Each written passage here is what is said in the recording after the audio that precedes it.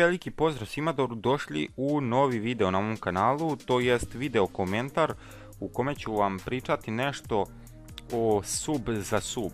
Znači, podelit ću sa vama moje mišljenje šta ja mislim o tome sub za sub, pošto je popularno kod nas na Balkanu dosta, to vidim po komentarima od malo većih ljudi koji snimaju na YouTube-u da se non stop piše sub za sub i mnogi ljudi to rade. Sada, reći ću vam moje mišljenje o tome i znači da li to treba raditi. Eto, po mom mišljenju mislim da to nije dobro za vaš YouTube kanal ako planirate ozbiljno da se bavite YouTube-om i ako planirate da uspete na YouTube-u, to nikako nemojte da radite, zato što dobijate neaktivne subscribere i vaš kanal će iznositi veliku brojku subscribera, a pregledi na vašem kanalu neće biti, vaši klipovi neće biti gledani, taj subscriber neće gledati vaše klipove, a zašto se onda subscribe-ovo na kanal? Treba izbeći sub za sub i to ne treba raditi baš iz tog razloga, zato što dobijate neaktivne subscribere. Ako planirate ozbiljno da se bavite, to nikada ne treba raditi.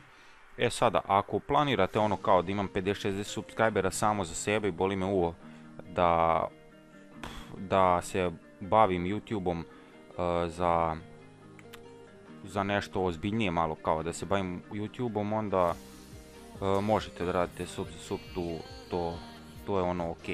Sada, pošto mnogo vas me pita isto, vidim po mojim klipovima se dosta piše u komentarima da li hoću ja da uzvratim sub.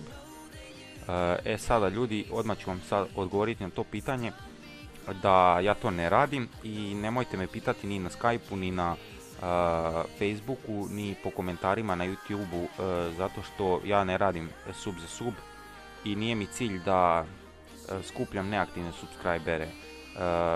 Cilj mi je da imam što više aktivnih subscribera koji će me pratiti,